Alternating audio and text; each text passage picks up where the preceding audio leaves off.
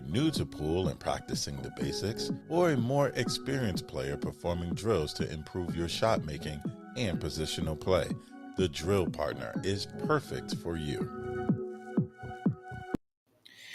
Man, I may be a little biased, but like every time I hear that drill partner commercial, courtesy of Moonlighting, it just that makes me think of the show every time. Like, It is kind of a signature, yeah, yeah, signature move. It's like, okay, when I see Moonlighting, when I see that curved, plastic template, I know that these yeah, guys are yeah, about to roll in. So I've got just enough time to get the hell out of here. yeah, yeah. No, keep on scrolling. Um, no, kudos to Sandra and Jen for sponsoring the show, and they were on board when like this was just a thought in our head versus like actually putting pen to paper. They've been Yeah, yeah, super supportive, and anybody that would like to advertise with us, just hit us up. We'll gladly figure something out. So, anyhow, Mike, how are yeah. you, buddy? Actually, today's actually your show because you're gonna be the one to steer this ship. I'm gonna be taking. Matter of fact, we're gonna put you up top. Although I never really formally figured that out ever. But um, No, no, it's your how you doing, show. I buddy? mean, I'm just here to comment on what you want to talk about. But, Well, but I'm down for whatever. But what do, when are what do we you going to want? do? When are we going to do a show? When are we going to do a show? In a diner drinking coffee. You know what, dude? It was a Vietnamese coffee shop here in town, which is and actually like it's a loose term because nothing compares to Vietnamese coffee like in Vietnam. And I hope you get to go sooner than later. Yeah, But yeah, and the thing about Vietnamese coffee shops out there is that the decor is super high end, everything is super cheap, yeah. and they're everywhere, Mike. Like imagine walking down a downtown block and like every fourth business is a coffee shop that's just spewing over the top full of people. I mean, it's insane. So, um, Yeah, yeah. No, that's no, but that was it. It was a really good interview. I like the whole setup, the whole vibe of it was really cool. So yeah, and for those who don't we know, talked we, about a we lot. got a chance to talk with Vincent from the Pro Bird series. He's actually local to me, like about 30-ish minutes or so. So we got to catch up, and I posted that video on our YouTube. You guys can check that out under the video description. But we got to ask a lot of questions. And Mike, what are your thoughts on that? And obviously, the World 10 Ball is going on in Vietnam. Um, Yeah, there was a lot. There's a lot to talk about. Obviously, especially coming now to the end of the year, it's a lot of the Predator events and a lot of the topics of conversation. Predator events going up against Matchroom events, WPA yeah. events. What's a world championship? Who could play in this? Who can play in that? Who didn't get into the World 10 Ball? Things like that. All really pertinent topics. These days about what's going on, and it's always good to get their everybody's the promoter's perspective on these things because I'll sit here and we speculate and we pinpoint certain things and we don't know the whole story and that's fair too. That's speculating is what we do, but it's always good to have the promoters on and have them explain. Okay, I know everybody's beefing because Fran's not in the World 10 Ball, but here's kind of why. Here's some decisions we had to make. Here's some moves we had to make. And as I said last time we talked about this, and Vincent, I'm sure corroborated. They want all the top players. I mean, they can look through that list of the World 10 Ball field and say, would I rather have Fran here than this guy down here? Absolutely. But there's certain things they could do, certain things they couldn't do, certain decisions they had to make about who they were going to throw a wild card to, or how they were going to pick between one person or another. So all that stuff is it's nice when they get on and kind of are a little more transparent about how decisions are made. And do we get 100% of the story? Probably not, but it fills in a lot of blanks and in many cases clarifies or gives some clarity to some of these things that we talk yeah, I about. mean, look, I feel like we've we've kind of transitioned, or I mean, listen, you've been doing this for 40 years, right? Like, and part of why I love having you on the show is because it's a lot easier for them to not say no with Uncle Mike on the show versus it just being me, you know? So, for full disclosure, no, I'm People have been saying kidding. no to me for But 30 like, years. I linking up with Vincent. Listen, I've had this relationship over the years. You know what I mean? And um, uh, have kind of like lumped them into this WPA matchroom situation more on the WPA side for obvious reasons. You know, and they've acknowledged it. I think like the part that really rings home for me, Mike, is what you said as far as them wanting name players. Like they're not they're not so ego driven or with their head in the sand to where they think like they're above getting named players. Like they're very aware that, hey, we want to have the best of the best and the most compelling, whether it's stories or types of events. And the one thing that I really appreciate from talking with them is that like they're thinking outside the box. And I love people that do that because what's been going on hasn't worked to this point the way that we would all hope it would, as much as like we love the purity of the game. And so they're very open to it. But yeah, I mean, look, I brought up Fran, and the guy was in the World 10 Ball finals not too long ago. So that was the one Yeah, to me that really stuck out more than most. I think a lot of players, like we've seen, are just dealing with the repercussions of decisions from last year and playing in Hanoi, and what that was going to do in terms of where they were at on the WPA rankings. And and as right. much as like we were in the middle of that, so to speak, or at least aware of what was happening at the time, it's like, well, you kind of make your bed, you lay in it, and it's unfortunate for this year, but I'm hoping that we can start getting into some normalcy going forward. Now, I don't know if that's going to be the case because I've heard other rumors going into next year as well. So, but it was cool to get him on the record. In some aspects, like you, I'm sure I mean, it's like the juicier stuff is far better off the record, and we want it to be on the record to be Yeah, able to react to it. But in the meantime, we'll play yeah, that right. reactionary game and speculation game, and um, I don't think I want to burn the house down just yet. So but, yeah, No, no. I mean, it's there's stuff that's fair game, and there's stuff yeah, that's not, and there's stuff that can certainly leak or talk about. You heard yeah, this, you heard that. I mean, there's nothing wrong with that either. But yeah, a lot of uh, this time of year with all these kind of clashing events really kind of exposes what went right and wrong in the past year in terms of decisions that are made, on how things were going to be handled. All these players who lost all their WPA points are feeling that. That's where a guy like Fran gets stung. And it's, how does he make up those points and get so that he gets this automatic spot next year if he can't play yeah, yeah, this year? yeah. And the fact of the matter is he could. He would have had to make the decision to go over early and play in the qualifier, which I think 32 players were 32 players were going to advance from the qualifier into the main Yeah, event. that's where like it becomes tough for So me, Mike, 16, and especially for like a guy like Fran, because he is so well decorated and his resume is very vast. I mean, he's got everything you could think of under the sun in terms of accomplishments in the sport, and all the political shit that's been going on lately in the past few years. Listen, the line was in the sand. You kind of you made that choice, but it's brutal because like he can realistically compete for a world championship, and like yeah, and he's getting the shit end of that stick, but then it's kind of like, but you knew what was coming at the same time, so that's where it becomes a little not a little bit, it becomes a lot difficult because we appreciate that. And listen, I'm a stubborn guy, Mike. I don't know if I was in Fran's position, if somebody said, hey, you have to go play a qualifier, I don't know that my pride would let me do that because I might be like, you know what, you can go fuck it.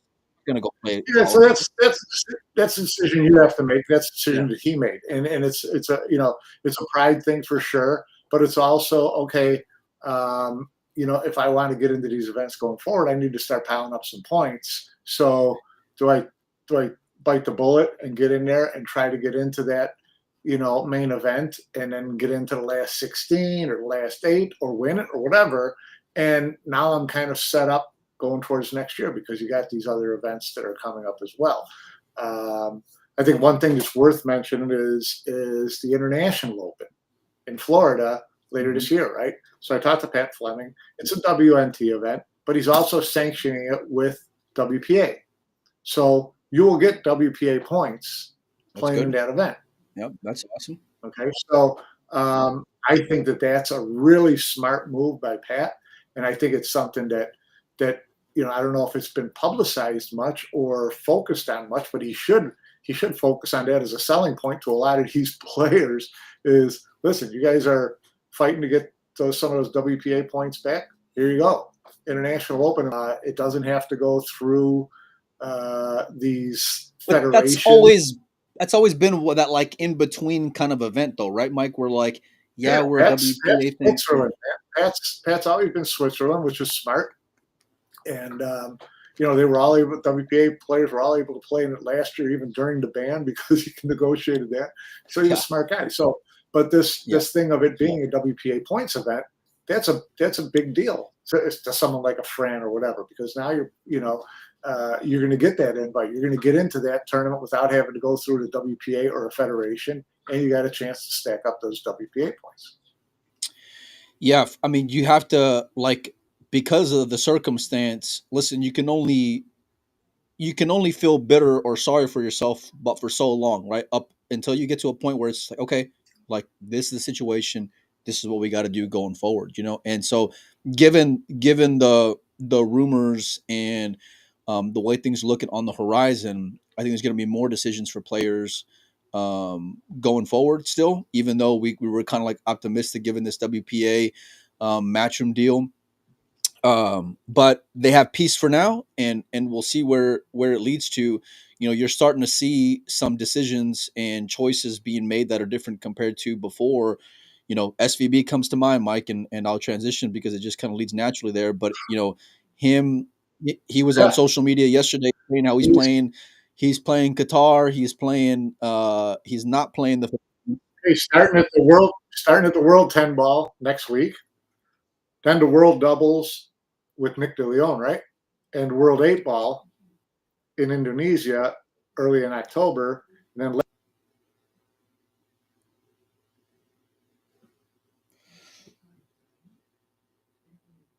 Can you guys still hear Mike? Because I can't. I lost my audio, Mike. Hang tight for me 1 second. Let me see if I can take out here. Let me see if I can mess with my. You know what? Was it you? Oh, okay. I couldn't hear you, buddy. Can you hear me? Check. Test. No? Yes? Thumbs up, thumbs down? No. Okay, let me see. Hold on. Let me go here. Can you hear me? I can hear you. Yeah. How about now, Mike? Let me see. Hang tight. Hang tight. Let me see. All right. Now I can hear you. Can you hear me? I'll go straight AirPods here for a second here if I have to. Hang tight. Let me see. Everyone's saying they can hear just fine. Okay. Let me just switch over to my other. We should be back in business now, Mike. Help me get back on track here, Mike. Where were we? Can you hear? We're talking about Shane's upcoming. Did you drop off again? No, I can hear you. Can you hear me all right?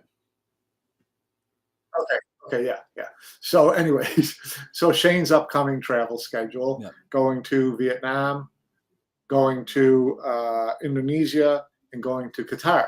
So he's basically thrown his cards on the table and said, this is what I'm doing for the rest of this year. And it's not politics for him. He's not picking sides. He's just, listen, this is where I'm going. If that means that you in these other events are telling me that that's gonna ruin my chances to play in these other events, then so be it. But I got to make a decision.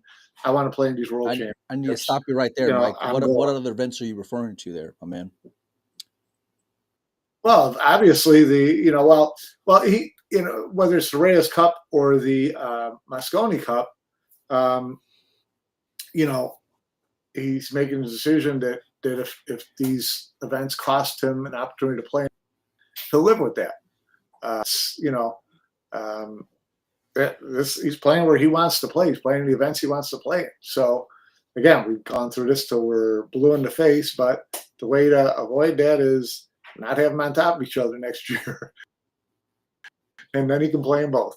Then he'll be happy to play in both and, go play in another Mosconi Cup or a Reyes Cup or whatever. But if someone's going to put a gun to his head, or if he's got just to make his own decision because there are head-to-head matchups, he's made his decision based on the tournament. Shane is not based, I don't think, based on the politics or the personalities or whatever. He made his decision based on the events he wanted to play in.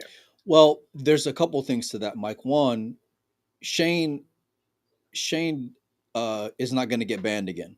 Shane has no interest in taking another ban, for one.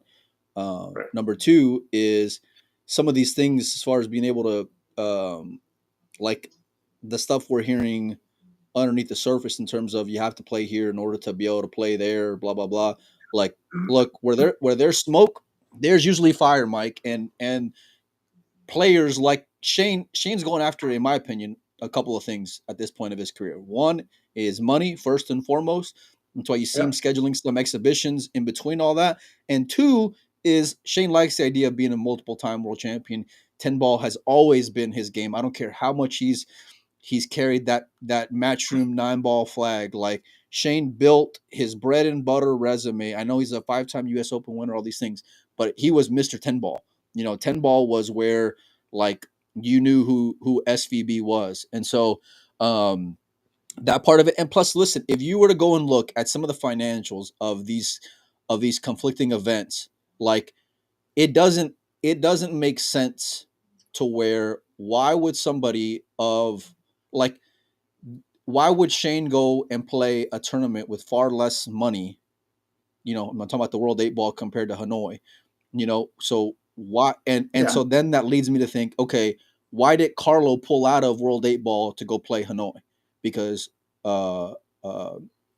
something was said there to be able to say, hey, you should go play there. I'm assuming anyway, right? Because no one's going to go on the record, but common sense would tell me, like, if I'm a professional pool player and money's a priority to me, an event that has a far better payout, which he would be a threat to win, that part is where, like I said, where there's smoke, there's fire. And even though Shane doesn't want to be like political and has no interest as far as choosing sides, he's kind of done that this year again, Mike, just like he did last year, and by default, right? Whether he intentionally went that route or not, it's still, optics are still going to remain the same, except this time it's on a different team. Does that make sense? Yeah, it does, for sure. The World 10-ball, I mean, he was going to play in that, but I don't think anyone was about the World 10-ball costing them anything else as far as playing ability, right? Because the World 10-ball, nothing's conflicting with it. So that was a freebie for him. His decision to play in the World 8-ball and then the 10-ball tournament in Qatar, those are direct decisions that he knew was going to affect his Matchroom standing, WNT standing, and how that was going to affect, Reyes and or Mosconi. Officially remains to be seen, but I think we kind of know the answer. Well, we know the answer to that for Reyes. We don't really know the answer to that for Mosconi, right? And elaborate on that first statement, Mike. We know the answer to that on Reyes. Well, I mean, he's has said that if he didn't play in Hanoi, he wasn't going to be able to play in Reyes. So, that he was okay with swallowing that pill. Now, not playing in the Philippines Open and playing in Qatar instead, how is that going to affect Team USA for Mosconi Cup? That kind of, we really haven't heard much under the radar about what's going to happen there. You and I both have different opinions on that one, right? So we definitely don't know the answer to that one yet. Okay. There's a lot to kind of dissect here. I'll start with the Reyes Cup stuff first. Listen, Shane has been vocal in saying that if he did not play in Hanoi, he would not be on the world team. I don't expect him to be on the world team. I did expect him to be on the world team until then. Okay, and that's important. Yeah, right. And the reason being is because Matchroom's they're very deliberate in some things that they choose to go and publicize, and what stars they're focusing on in these things. And so for them to have Shane a part of that initial press release, and Jason for that matter, and Jason is playing Hanoi, and Jason I do expect to be on the world team. And it's not coincidence there, in my opinion. But like, I don't expect Shane to be on there. The Mosconi thing is a different animal, and it's a real deal situation, because I think for the first time, now if he gets in on rankings, it's a different story. And right now he's sitting in second place to be automatic qualifier, right? But we've seen just as recent as 2 weeks ago that they're not above changing things up in the fourth quarter, Mike, when it's fourth and long, And so, what do you think that they would figure out? Yeah, I get that. Say that again. I get that, but my argument against that, and we've talked about this before, is that if indeed other players have been told no ticky, no washy, then you can't. Then if you turn around and change the rules for Shane, you made more enemies than you made friends. I think you have 2 or 3 players, whatever, really ticked off, and one player happy who really doesn't even like playing in Mosconi anyways. So where's the benefit? I think they're already going to do that regardless with some of these world team decisions they're going to make anyway, Mike. And so I think they're. Well, the world team, qualifying for the world team is very obviously handpicked. Yeah. By their rules, I think right? but Mosconi is normal, is traditional thing. So if Shane doesn't make Mosconi, it's going to be a filler gig. Whereas if Shane doesn't make world team, it was still going to be a hand-selected team anyway. So you can rationalize. Yeah, okay, I can buy into that, and that's fair. And given that it's the first time for the world teams, listen, I can buy into that storyline for sure. Now, whether it's fair is a whole different conversation, but yeah, look, we are of different opinions here, because as it stands right now, given. And by the way, I love the gives zero fucks SVB that we've had lately. I love that he's just whatever. I'm gonna do me, you do you. We'll figure it out later on. But yeah, he's not like pointing fingers at anybody or saying "f you" or anything. I'm living my life. These are decisions I make. The tournaments I'm playing in, so let the cards. But where they're putting the gun to some players' heads, now he's putting the pressure on them to force their hand to make a decision on him as a result, because I do feel like there's conversations that are happening in terms of whether or not SVB will be on the Mosconi Cup this year. I think that's realistic, Mike. And I think those are things that have been lingering. And the further that Shane kind of will dig his heels in terms of the event, or as far as where he chooses to play, it's gonna just back them being Matchroom into a corner to where they'll just have to make a decision. Now, I don't think USA can afford to not have SVB on that team, despite the fact that he hasn't had the best record. Listen, look at it there's a couple ways of looking at it. One, if it was in the US, I might feel a little bit differently that they need to have Shane in, whether he plays Philippines or not. But it's in Ali Pali. And the last time Shane was with everybody in Ali Pali, we were lucky to get a 4th day in. So how much worse can it get? Are fans not going to go to Ali because Shane's not there? No, because 90% European fans anyways. Is the scoreline going to be a lot different because Shane's not there? No. Does Shane love playing the Mosconi Cup? No. So if you're Matchroom, why would you look at all those things and then piss off the players that you kind of suggested play in certain events to get into Reyes and or Mosconi? But you do that anyway, Mike. If you're Matchroom, you're already doing that. You're already backing personalities more than you are like a locker room, And like I mentioned a little bit ago, I think you're going to continue to see that trend. Now I don't think it's a good move, and that's putting it mildly. I want to see Shane in there. Now the record is what it is, but do I think they could do better with him on the team? Yeah, of course. I mean, anybody with eyes would say the same thing. Now I know it hasn't come to it hasn't come to fruition more often than not. But like any match he's in is more compelling with him there. Mike, the last few like fan choices that we had, right? These are like the who's who of diehard pool fans, right? That like they click a button, they're interested, they want to pick on Mosconi. It's usually Filler and SVB, right? There's a good chance we may, and that's been unless Earl's in the mix. But like, there's a realistic chance we may not have either of those players on the Mosconi Cup this year, and I don't think that's good for the product personally. Now, why that's happening is a whole different rabbit hole to go down, you know. And by the way, Nick, if you want to go on the record with that response, I'll gladly send you over a link, my man, to come on the show, and you can break some news on here for. What does he mean? I know. I'm sure Nick has talked to Shane, and Shane, when Shane really doesn't give a fuck, Mike, Shane is going to tell you how much he doesn't give a fuck, and it may be privately but if you, but we also know, Shane is also notorious for switching gears a week later. Oh yeah, right? Of course, yeah. So it's like, what day did you ask him? Listen, it's like the wind blows. I get that, Mike. And they're gonna and he's doing what's best for his business, right? Everyone's their own manager of their own individual businesses, and I get that.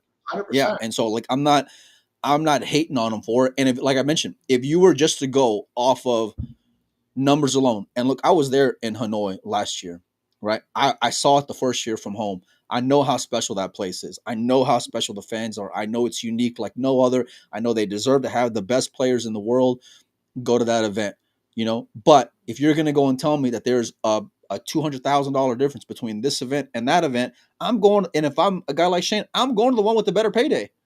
I just am, and I'm not going to feel bad about it either, So, and I think he's smart enough to where, and I'm sure this was a part of the way that he weighed it out, which is why I think these exhibitions are important, because I'm sure that supplements some of that income that he would lose by not playing in the world teams and possibly not playing in the Mosconi Cup, So I'm sure in his mind, knowing how smart that Shane is in terms of his bottom line, like he's factoring that in. And I also feel like, and I've heard this from not just Shane, and this is a guy who's been in the top, 10 to 15 players.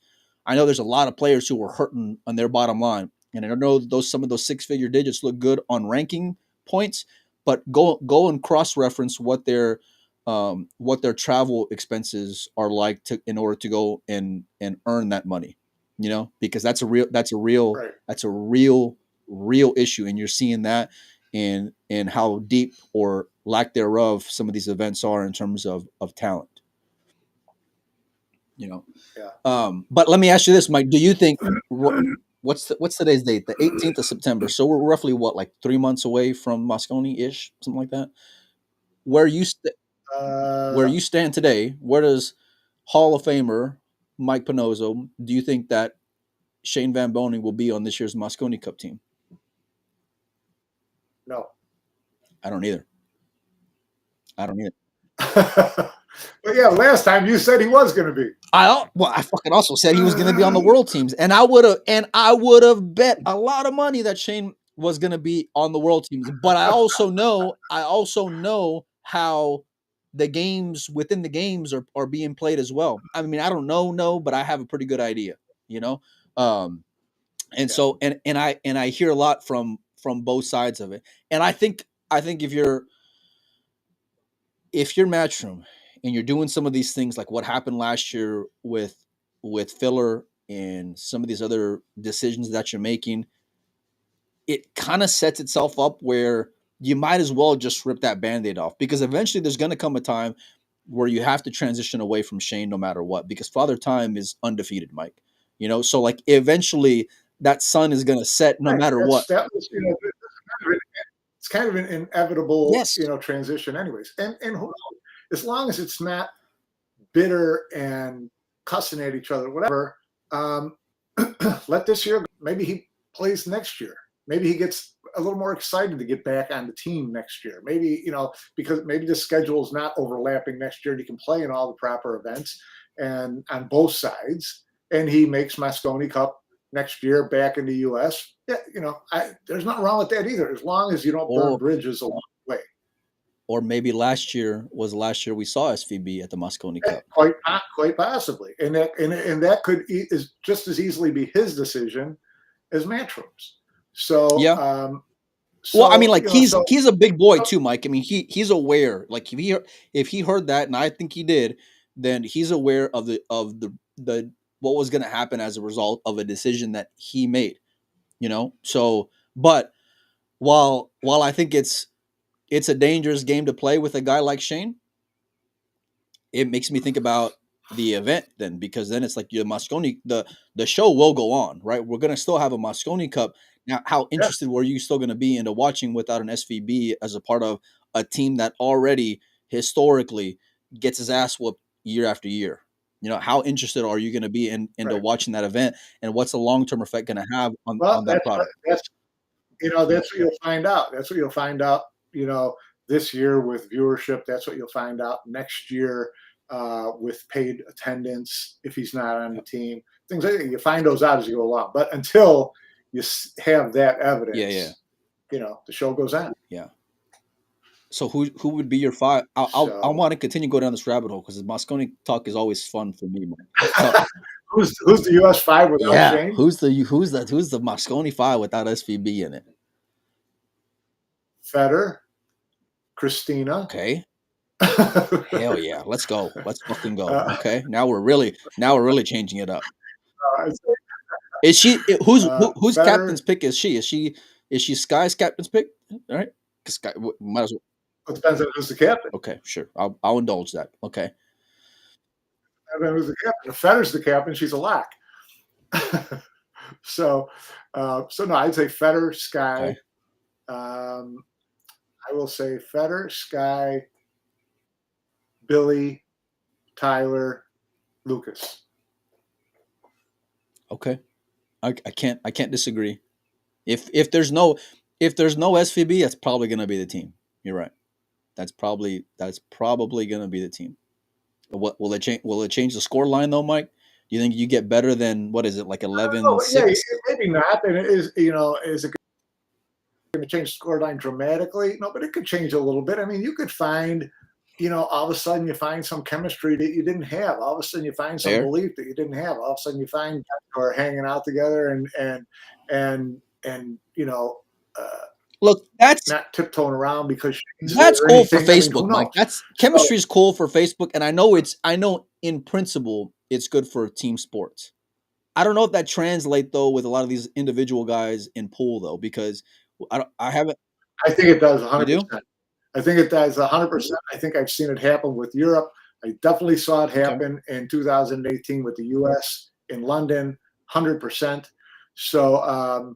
There's no doubt that it makes a difference. It feeds off itself when you have that real team bonding, belief type of thing. It's that this guy's going to cut, still team building thing where the guy they make you fall over backwards and is the guy. Well, you want the guy to have your back, right? So, that's the number one thing. Right, have your back, and that you're not relying on one person, and that you're going to believe in each other. You're going to help each other up when you fall down. All that kind of stuff. That's real, and it can be real in pool too. It's real in golf, and golf's less of a team sport than pool. I'll buy in, Mike. You sold me on it. And here's where I'll further make your argument is that, like, look, I've talked to a lot of guys off the record like you have, Mike, and I've heard issues over the years, and we've talked about body language with Shane at Mosconi and all these things, and I saw it, including last year, where he can check out. And I've also seen that with a guy like Earl, who can be toxic to a locker room, and how much draining it can be to deal with his ass before you even exit the curtain, right? Before you even step out on the stage, how much that's already bringing your vibe down just from being in that room with you. So, like, could it have? Yeah. So there's that stuff for sure, and it's not just hang all this. No. All of a sudden, we're glad he's on the team. It's just a matter of does chemistry affect something like a Mosconi Cup team? 100%. I think it does to an extent, just because of everything. Like it literally matches up with everything I've been seeing in sports my entire fucking life, But But I'll say this is that it's not going to be enough. Even if you have a great team, even if you have a great team, still, if they go out there and they're clearly having more fun, if they go out they there had and they're fun last clearly year. They hanging had together, fun if they last go year out getting their asses clearly, whooped. they win a couple more matches than they did last year, it'll be more fun to watch, and it will get you more excited for the following year and all that kind of stuff. So Okay. you can get more out of it even if you don't win. Here's the thing. I don't want to see the same 5 guys as last year because I've been there, I've done that. I think it'll get even bloodier out there in the UK. I really do. I don't want to see the same 5 guys out there. And there's nothing like, even as a diehard pool fan, and I'll still watch, but like this year in terms of stories going into this part of the year, it is as flat as can be compared to other years. Let's just be real with it. And so Yeah, no doubt. by you inserting some different type of blood into there, it gives you like different storylines to go and hold on to and see like, well, maybe it could be. And like if you want to go down this road like that I mentioned before a couple times in the show, I would do a complete overhaul of the team.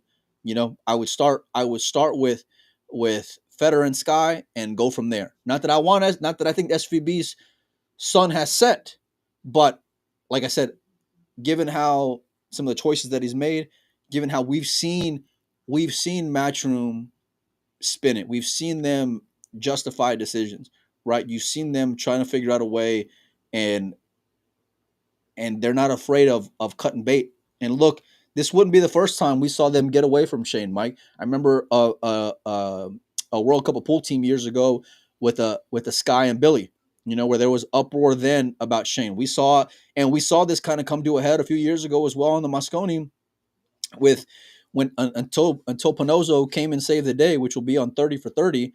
Where Johan and Shane had a falling out. And he wasn't going to be on the Mosconi Cup team then. And so this isn't the first time they've traveled down that road. But I think more than ever, the writing's on the wall. And like I said, given the way you've played your hand, if you're Matchroom last year with Josh, and then seeing how Shane's making his decisions now, like I said, I think now is as good a time as any where it makes sense to make that transition. I still want to see Shane on the Mosconi Cup, but I am not going to be surprised if Matchroom figures out a way to keep him off the team. So, but if I'm getting a female on there, I kind of want to see Savannah on that team. I'm not going to lie, Mike. I want to, she's. You want to see Savannah Easton on that in Alley Valley? I'll tell you what. I would be much more interested in watching a Mosconi Cup with a Savannah Easton and a Hayden Ernst type player. Where this is the thing, and I said this online not too long ago. I want guys who are gonna fucking fight, man. Like I'm not even Mr. Rah Rah Rah Team USA, but like there's been a lot of collecting paychecks. Let's just be real with it, And I don't think the hearts. No I don't think the spirit of the fight is in a lot of players, and I think that because some players know how valuable they are to that product, that they further play their hand to say, I'm going to do whatever I got to do just to make sure I make this team collect this money, and I'm going to keep on going about my day, And I want, by having some newer blood in there, even like a Sam Henderson type kid, right? I don't think he's ready for the Mosconi Cup, but I guarantee you he'll fucking fight for it. He may not have the skill set yet to be able to compete with the likes of Fran and Adjacent and out there in that arena.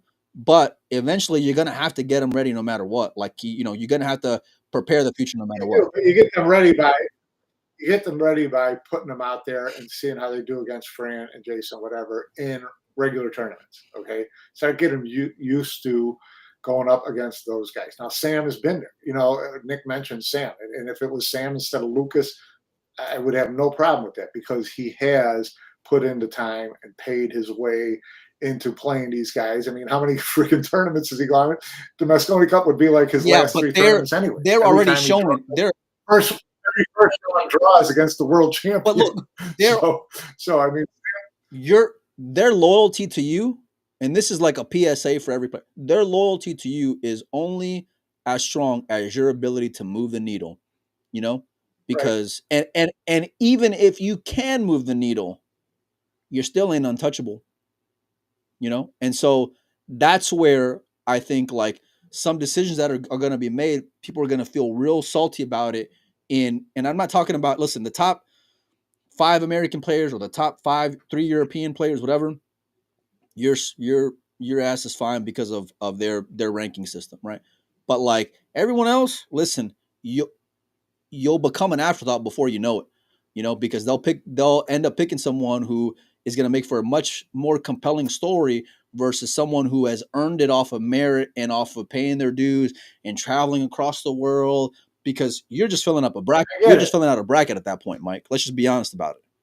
Yeah, no, and that's fine, and I get that, and we've talked about this before, and I've always said when it comes to something like Reyes Cup, Mosconi Cup, this is their production. They can do with it whatever they want. They can handpick the teams every year, for all I care. I mean, because it's their product. They can do that, and I wouldn't argue with them about that. But then don't build the rest of your tour around the word merit.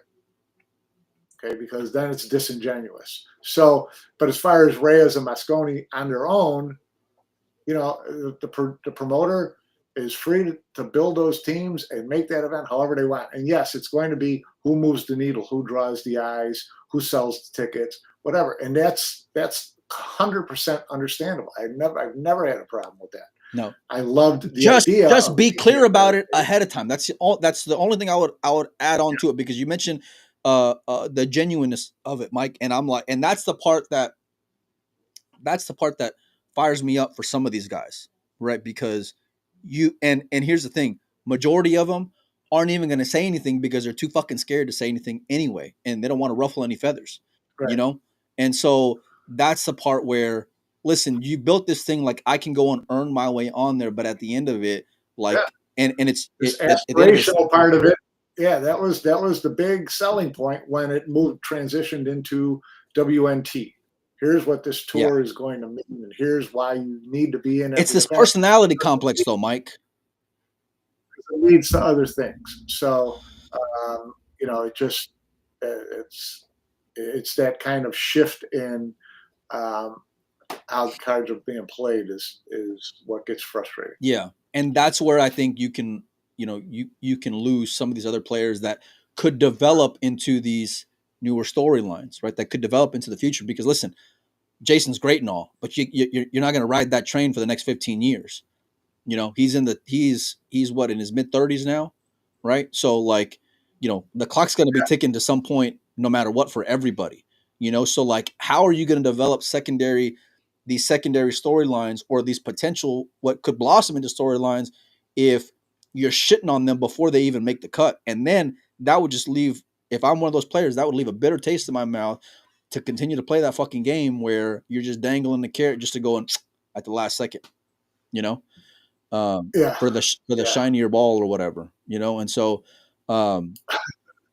that's just the reality of it, you know? And I said the other day, like, because we had this discussion about Sky and making the team and all these things. Listen, I think like once you go and earn your way onto that team, it's one thing, you know, and I'll still stand by that, because that fraternity of guys, they've earned the right to be where they are. And I don't want to, and even once you cross there, to be able to like solidify a spot, especially on the European side, and you'll see that on the Asian side as well.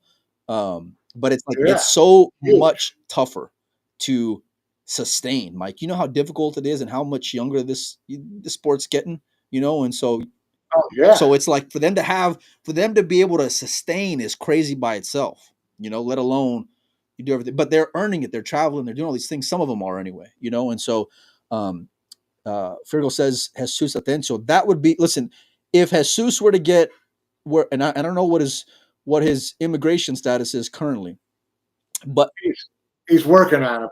sport at some point. So yeah. That's his goal.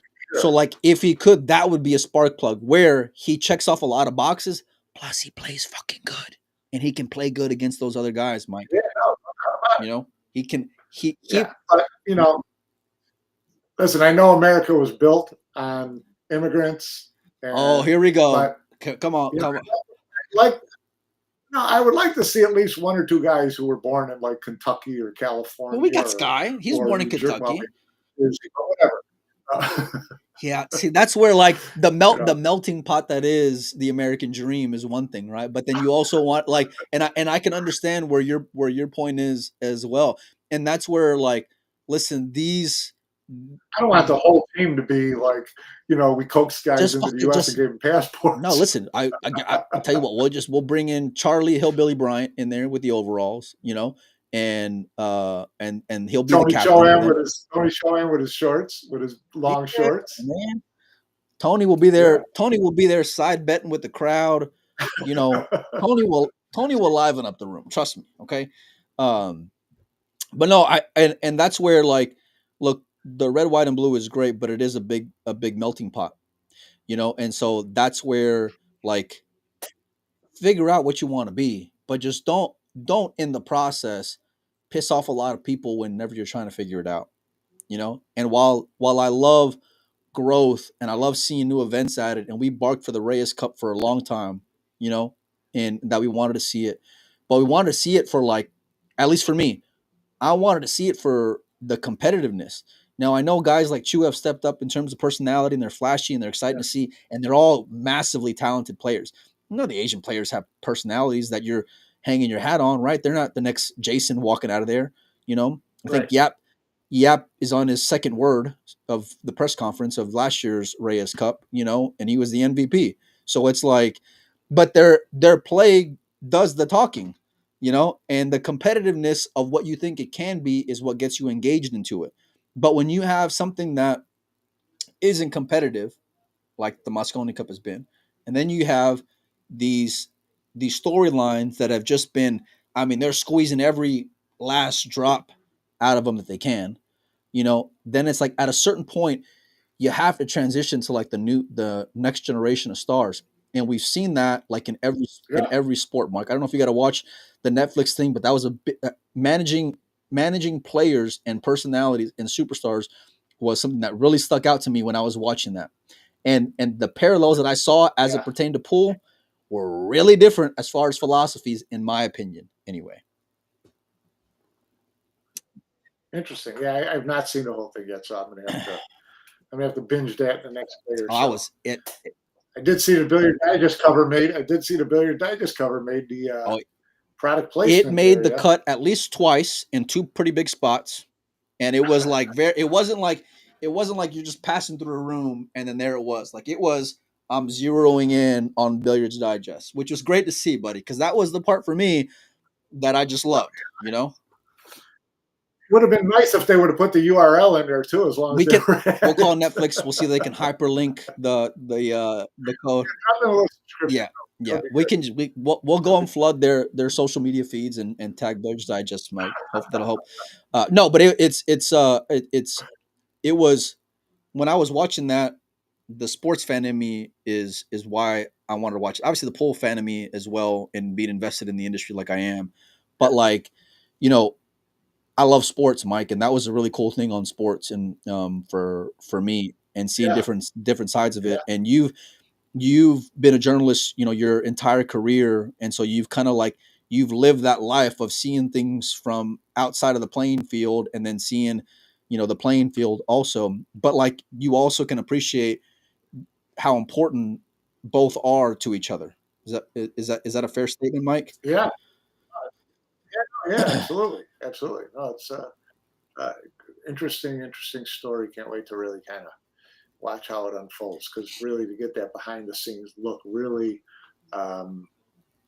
gives you a different perspective on how decisions are made, how tough it is to make decisions, how much hand holding you have to do, how much babysitting you have to do, how many fires you have to put out.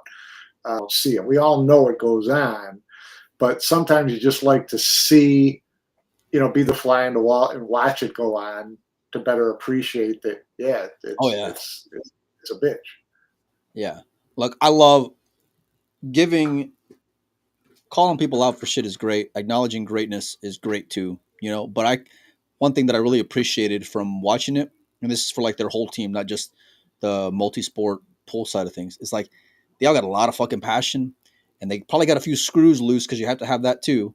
But Yeah, they are relentless, Mike, and I love that. And if there's anybody, we talk about teams and well, chemistry and all these things, you got to have that, Mike. You got to have guys that you know are gonna that's the have your match. back no matter what. That, that's the matchroom culture, and that throughout the whole company, and that all comes down from Barry.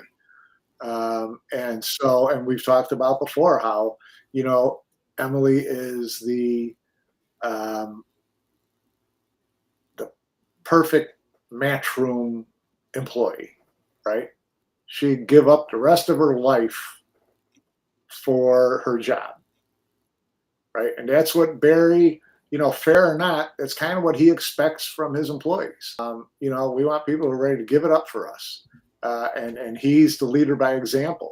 And he's so dynamic and so charismatic. And you talk to anybody who's ever worked for Matchroom, when he walks into one of their offices, walks into a room and jumps into the conversation that they're having, the next thing you know, they're running out the door ready to, run through a brick wall for you or run into the fire.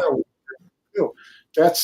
I love seeing how culture like that is built up in a company. For and sure. That's why a backdoor look at something like Matchroom through this Netflix thing is so interesting. Yeah, even like having as many conversations as we do and knowing a lot of different people like you do, it added a whole other layer for me as a fan, you know, and even Yeah. even doing this shit with you and but like yeah, I mean, I got a lot of respect for what they do. I still like and mentioned this a little bit earlier, but listen, I think the other thing that kind of came through in watching that was the value of stars, you know, and Yeah. some sports can weather the lull of dullness of transition periods.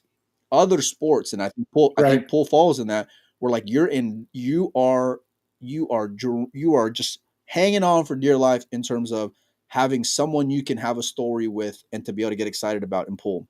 Yeah. And some decisions that making the Josh thing, the potential of the Shane thing, those are things that has me scratching my head because it's like, the Mosconi Cup is great. And even if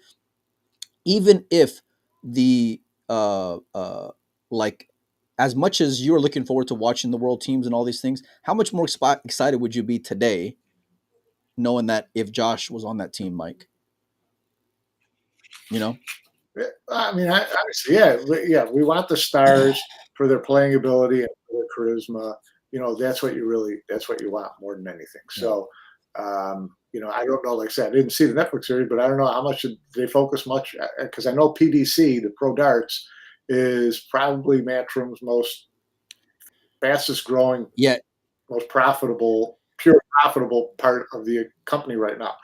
And in the last 2 years, when that 16-year-old chubby little kid who looks like he's 33, Luke Littler, all of a sudden hit the scene and started bringing it in terms of talent and in terms of charisma, that thing just took freaking off.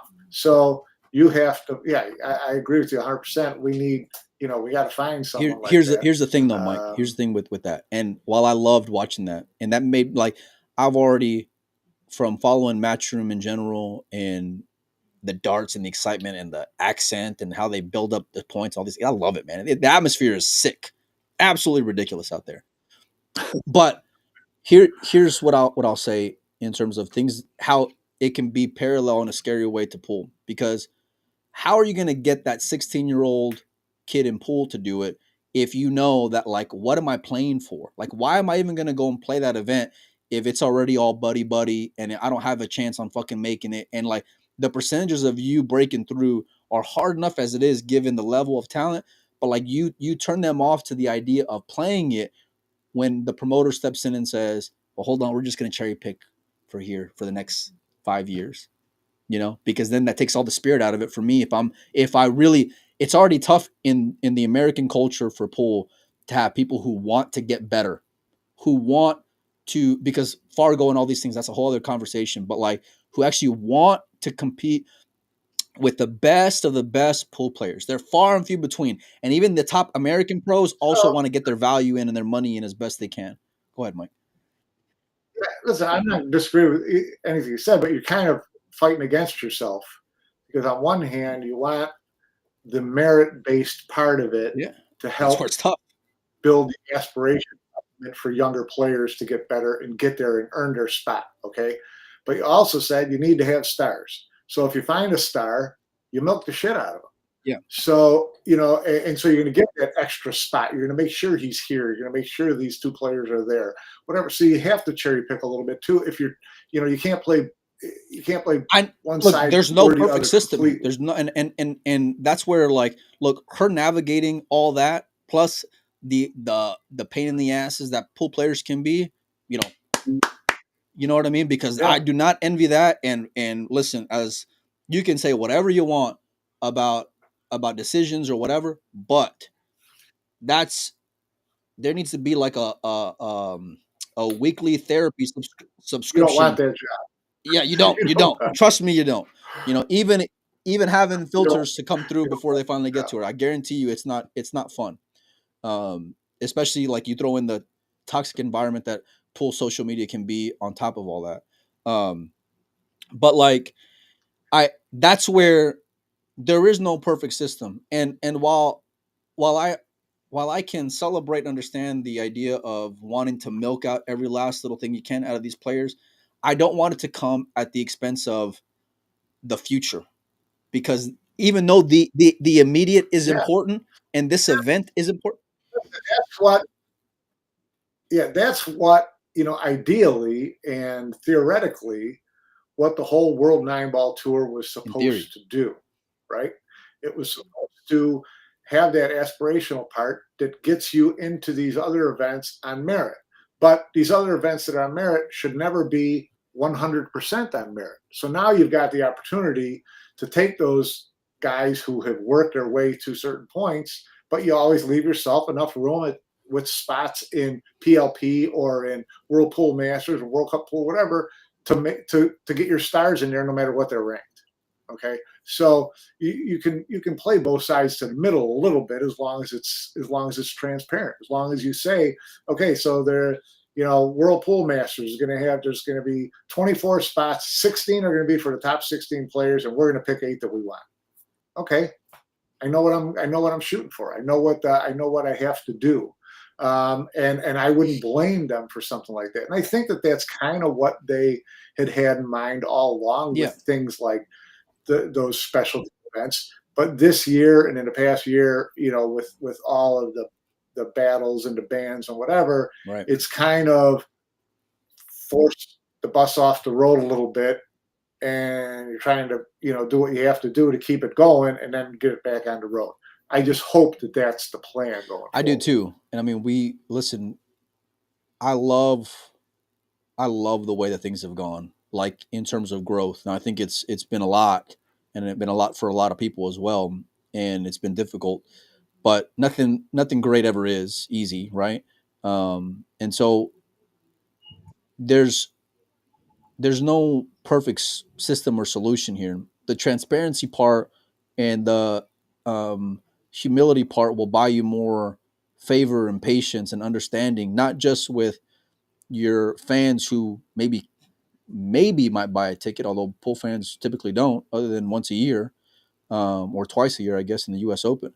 But like, just treat treat be transparent with it, like you said.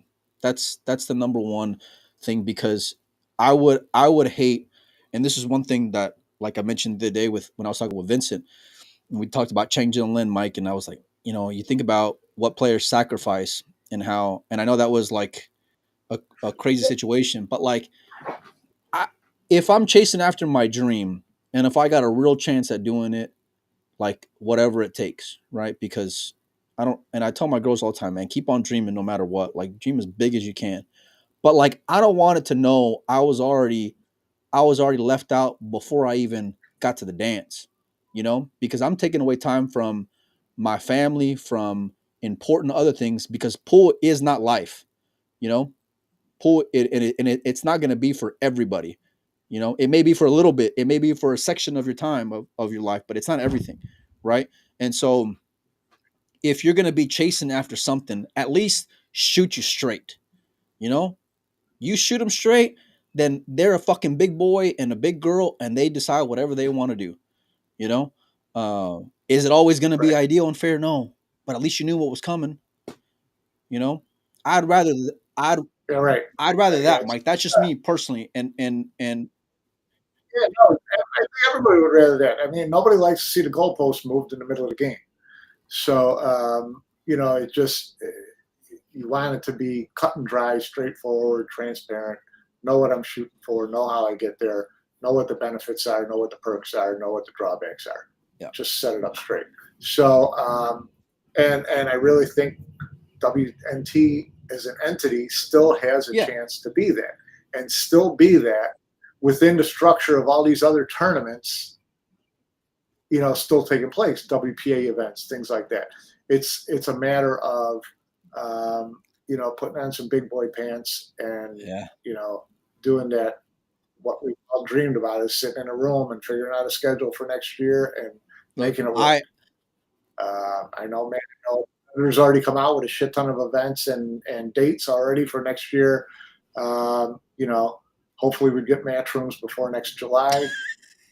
And we'll see what happens. Tell us how you really feel, Mike. No, look. No, I mean, this is. I'm not the only person singing that song. I know that they want to have every open event be bigger and better than the Mosconi Cup ever was, and they want it to be that kind of environment. And seeing things like the darts and like the way that snooker's grown is awesome to see. And I do feel like when it comes to promoting a fight, promoting an event like that, listen, they are the best. Take it to the best level, and I don't think you can even debate it. But the way that it's gone to this point, and I know there's been a lot of issues.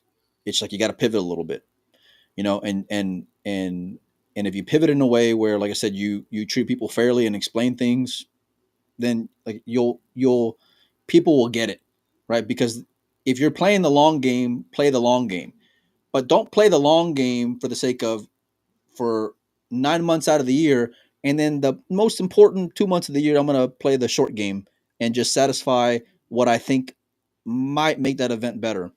But what happens if it doesn't? Because then you shorted everybody else along that way with that choice. So that's where, like I said, there's no perfect rhyme or reason, and I don't envy that spot. And they get a lot of and as much as I love to give them shit on certain things, you just got to give credit where it's due as well.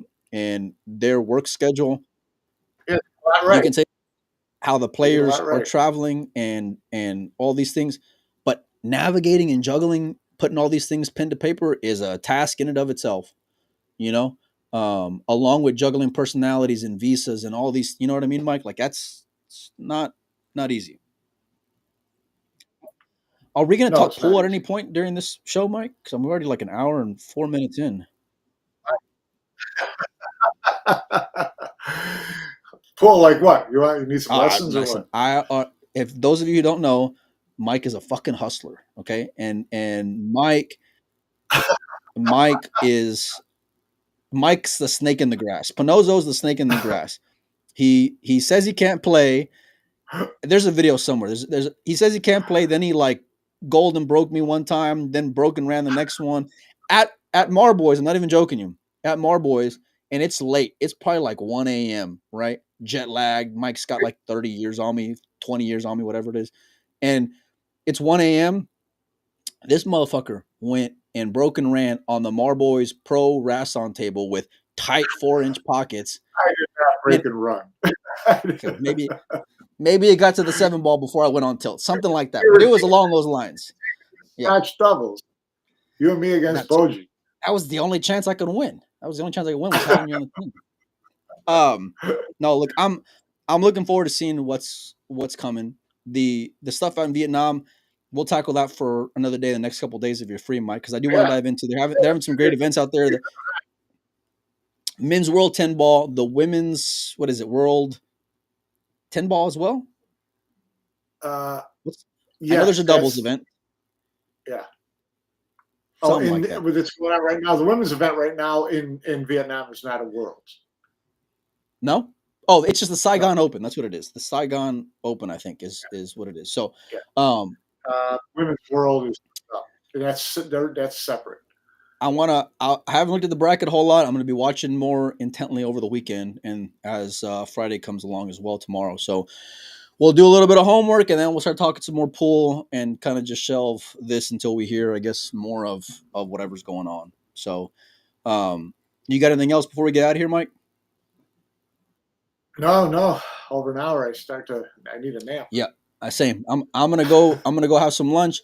You enjoy the rest of your day. Hopefully, all you guys enjoyed hanging out with us. We'll see all you guys real soon. And yeah, thanks so much to all of our